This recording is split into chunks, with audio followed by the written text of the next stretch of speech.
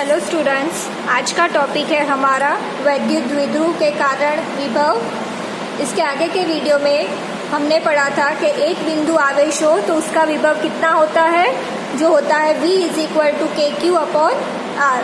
ठीक है, तो उसी सूत्र का उपयोग करके हम इसमें पढ़ेंगे कि अगर द्विध्रुव हो तो उसका विभव कितना बनता है। ये टॉपिक इम्पोर्टेंट है और एग्जाम में 3 मार्क्स में आ सकता है, तो इसमें आपको ज़्यादा ध्यान रखना है। चलिए हम पढ़ेंगे वैद्युत द्विध्रुव के कारण विभव। यहाँ पे लेना क्या है हमें, द्विध्रुव। तो सबसे पहले हम क्या बनाएंगे, एक द्विध्रुव बनाते हैं अपना, +Q -Q। ठीक है, दोनों के बीच का अंतर कितना होगा, 2a।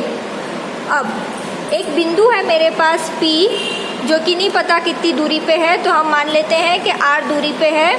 तो R दूरी पे एक बिंदु है P, तो हम उस बिंदु से अपने द्विध्रुव के मध्य में O बिंदु लिखेंगे और वहाँ से P तक की दूरी हो गई R। अब +Q से P तक की दूरी हम मान लेते हैं R1, आप कुछ भी ले सकते हो, हमने माना है R1। और -Q से P तक की दूरी हो गई R2। ठीक है, अब ये कोई कोण बनाएगा जिसको नाम दिया थीटा। V1 कब होगा, हमें पता है कि जो प्लस आवेश होगा धनात्मक, वो अपना विभव बनाएगा और -Q भी अपना अलग विभव बनाएगा। तो हमें विभव ढूंढना है P का, तो हमें सबसे पहले V1 और V2 ढूंढना पड़ेगा, तभी इन दोनों का योग करने पर हमें P पे कितना विभव होगा वो मिलेगा। ठीक है, तो सबसे पहले हम V1 और V2 ढूंढते हैं, फिर आगे बढ़ते हैं। तो V1 कैसे मिलेगा, हमारे पास सूत्र है V = KQ/R, जो हमने आगे के वीडियो में निकाला है। V = KQ/R। ठीक है, अब V1 ढूंढना है, तो +Q से P तक की दूरी है R1, तो मैंने यहाँ पे क्या लिखा है, R1। K कितना होता है, 1/4πε0 Q/R1। समीकरण 1 नाम दे दिया। उसी तरह हमें V2 मिलेगा 1/4πε0। अब यहाँ पे माइनस आवेश है, तो यहाँ पे -Q और -Q से P तक की दूरी हो गई R2, तो यहाँ पे मैंने लिखा R2। ये हो गया समीकरण 2। ठीक है, अब इन दोनों समीकरण का योग करना है। तो यहाँ देखिए, हमें इस बिंदु पे कितना विभव है वो ढूंढना है। तो Vp = V1 + V2, क्योंकि ये दोनों यहाँ पे जाएंगे तो दोनों का योग करना पड़ेगा। V1 की कीमत है मेरे पास 1/4πε0 Q/R1 प्लस V2 की है 1/4πε0 -Q/R2। अब इसमें से ये दोनों कॉमन आ जाएगा, तो इसकी जगह मैं सिंपल करने के लिए K लिख देती हूँ। तो ये K, क्योंकि ये K का ही सूत्र होता है। Q को भी कॉमन ले लिया, यहाँ पे क्या बचा, 1/R1, ये प्लस माइनस माइनस, और यहाँ क्या बचा, 1/R2। तो Vp मुझे कितना मिला, KQ 1/R1 - 1/R2। अब हमें P बिंदु पे विभव ढूंढने के लिए R1 और R2 की कीमत चाहिए। तो इसी चित्र को मैं और अच्छे से बनाती हूँ क्रॉस में करके, ताकि आपको अच्छे से समझ में आए। यहाँ देखिए, इस चित्र को कैसे बनाना है बताती हूँ मैं आपको। यहाँ पे देखिए, हमने क्या लिया, डायपोल लिया। तो हमें लेना है एक द्विध्रुव लेना है, ये +Q है और ये है -Q। ठीक है, यहाँ ध्यान देना, मध्य बिंदु है O। अब हमने एक बिंदु लिया था P, जिसकी हमें विभव ढूंढनी है। O से P तक की दूरी हो गई मेरी R, +Q से P तक की दूरी थी R1, हमने देखा था। यहाँ से ये दूरी थी R1 और -Q से P तक की दूरी थी R2। ठीक है, अब हमें क्या करना है, ये कोण बना रहा था थीटा, +Q और -Q दोनों से एक अभिलंबवत लाइन निकालनी है। तो ये हो गई +Q की, इसको मैं नाम दे देती हूँ L, जो कि 90 का कोण बना रहा है। और उसी तरह निकलेगी -Q से भी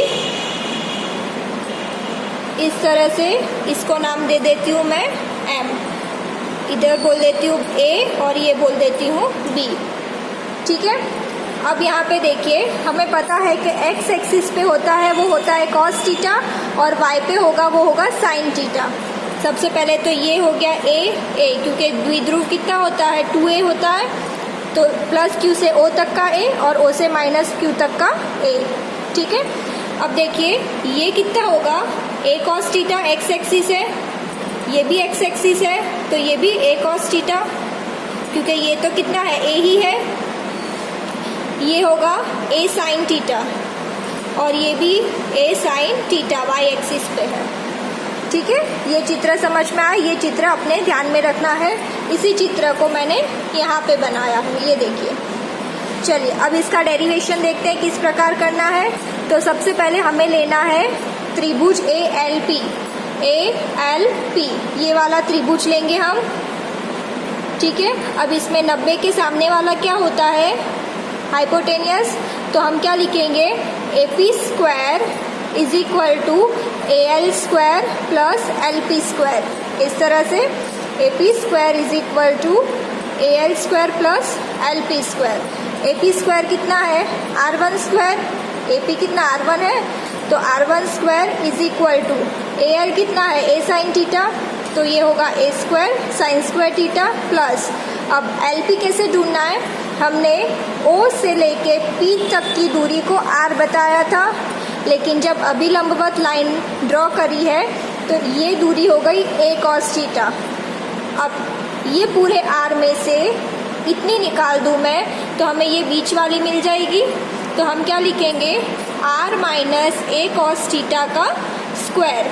यहाँ पे स्क्वायर का सूत्र लगेगा, तो R1 square is equal to A square sine square theta plus square का सूत्र क्या होगा ये वाला R square minus 2AR cos theta plus इसका बनेगा A square cos square theta. इसी को मैं पीछे वापस लिखती हूँ ताकि आगे करने में इजी रहे।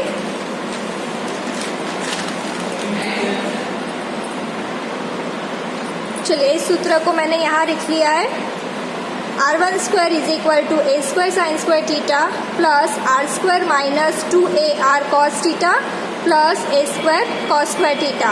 अब इसमें से और इसमें से A स्क्वायर को कॉमन निकालते हैं, A स्क्वायर कॉमन निकला, यहाँ क्या बचा sine square theta plus cos square theta और बाकी का क्या बचा है plus R square minus 2AR cos theta. अब sine square theta plus cos square theta की कीमत होती है 1। ठीक है, तो ये हो जाएगा 1, तो क्या बचेगा खाली A स्क्वायर, तो R1 square is equal to A square plus R square minus 2AR cos theta, इतना बचा। अब हमें क्या करना है R स्क्वायर को कॉमन निकालना है, हमें समीकरण चाहिए इसलिए हमें ये स्टेप करना पड़ेगा। तो R स्क्वायर को कॉमन निकालते हैं तो यहाँ पे तो हो जाएगा 1 प्लस A स्क्वायर, यहाँ पे R नहीं है तो अपॉन में लिखेंगे R स्क्वायर। ठीक है, ये कैसे पता चलेगा, ताकि देखो अगर ये दोनों मैं कैंसिल कर दूँ तो वापस से A स्क्वायर आ जाएगा, तो क्या लिखेंगे A square upon R square minus इसके नीचे भी आएगा 2AR cos theta upon R square. ठीक है, अब R कैंसिल तो बचा क्या R स्क्वायर, यहाँ पे क्या है 1 आएगा, ये 1 है, 1 plus A square upon R square minus 2A cos theta. ठीक है, ये बचा। अब क्या करना है, हमें दोनों तरफ स्क्वायर रूट लेना है। ठीक है, दोनों तरफ स्क्वायर रूट लेंगे तो क्या होगा, यहाँ पे मान लेते हैं हम ऐसे करेंगे तो क्या हो गया, ये कैंसिल, ये कैंसिल और यहाँ पे जो होगा वो 1/2 आएगा, तो क्या होगा R1 is equal to R 1 plus A square upon R square minus 2A cos theta और ये बचा 1/2। ठीक है, स्क्वायर रूट को हम क्या लिखते हैं 1/2। अब यहाँ पे देखिए हम ये अपने चित्र से बता सकते हैं कि द्विध्रुव की लंबाई छोटी होगी, ये देखिए कोई भी एक ले लो, तो द्विध्रुव की लंबाई छोटी होगी इस लंबाई से जो कि बिंदु P के लिए है। मतलब ए की लंबाई आर से बहुत छोटी होगी, तो हम इसको ऐसे लिखेंगे कि ए बहुत छोटा है आर से। तो क्या करेंगे, ये वाला जो होगा उसको नेगलेक्ट कर देंगे, इग्नोर कर देंगे, ये वाला निकल जाएगा समीकरण में से। तो R1 is equal to R 1, यहाँ बचेगा क्या, माइनस 2a कॉस थीटा, यहाँ पे एक R है,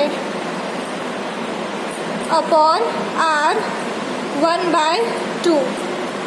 ठीक है, इतना बचा। अब मैथ्स के द्विपद समीकरण से हम आगे बढ़ेंगे। द्विपद समीकरण जिसको नहीं पता हो वो देख लेना मैथ्स में। द्विपद समीकरण से ये क्या बन जाएगा, R1 is equal to R 1 minus द्विपद समीकरण से 1/2 क्या हो जाएगा, आगे आ जाएगा। और क्या है, ये वाला पूरा ऐसे का ऐसे ही रहेगा, 2a cos theta upon R। ठीक है, अब ये देखिए 2 कैंसल, तो क्या बच रहा है, सिर्फ इतना, R1 is equal to R 1 minus a cos theta upon R। ठीक है, ये मिल गया मुझे R1 की कीमत नंबर 4। ये देखिए, पहले हमारा समीकरण कितना बड़ा था, अब हमें इतना छोटा मिल गया है। इसी तरह हम R2 का निकालें। R2 का कैसे निकालेंगे, उसके लिए यहाँ पे देखो, हमने R1 निकालने के लिए ये वाला त्रिभुज लिया था ALP। R2 निकालने के लिए हमें कौन सा त्रिभुज लेना पड़ेगा, BMP, ये बड़ा वाला। ठीक है, तो देखिए यहाँ पे हम लिखते हैं त्रिभुज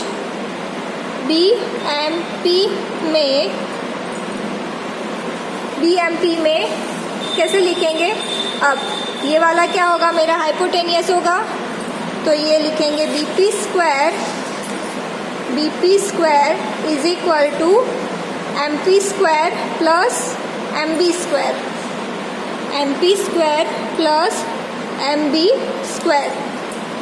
ठीक है, अब ये तो क्या है, R2 है, तो R2 का स्क्वायर इज इक्वल टू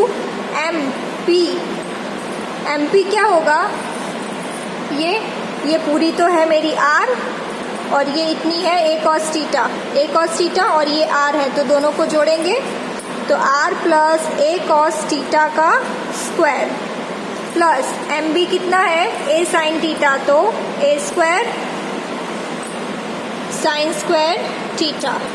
ठीक है, जब आप इसको हमने जैसे पहले R1 के लिए पूरा सॉल्व किया था, आप उसी तरह सॉल्व करोगे तो हमें इसका सूत्र क्या मिलेगा, R2 is equal to R 1 plus a cos theta upon R। ठीक है, ये आपको पूरा करने की ज़रूरत नहीं है, आप R1 निकाल के ये R2 डायरेक्ट लिख सकते हैं। R1 में यहाँ पे माइनस था और R2 में यहाँ पे प्लस है, बस इतना ही अंतर है। आप पूरा करने जाओगे तो एग्ज़ाम में भी बहुत टाइम लगेगा, तो R1 निकाल के R2 आप डायरेक्ट लिख सकते हो। अब हम क्या करेंगे, हमें R1 और R2 की कीमत कहाँ रखनी है, VP में।